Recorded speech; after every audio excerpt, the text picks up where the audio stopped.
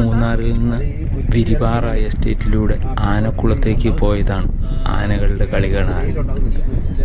വിരിപാറ estate ഫോട്ടോഗ്രാഫേഴ്സിൻ്റെ ഒരു തിരക്കുള്ള സ്ഥലമാണ്.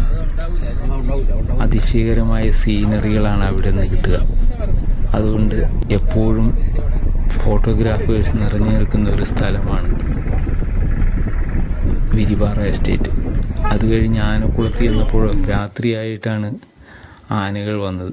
രാത്രിയിലെ ദൃശ്യങ്ങളാണ് നമുക്ക് കാണാവുന്നത്.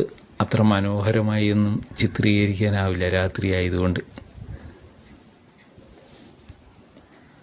അത് വലിയ കഥയൊന്നുമില്ല. എല്ലാം ഇങ്ങോട്ട് തിരിഞ്ഞാൽ വന്നുണ്ട്. സൂം കുറയ്ക്കുമ്പോൾ ഒരു ആനയുടെ കൂട്ടം അങ്ങനെ കാണാനല്ലാണ്ട്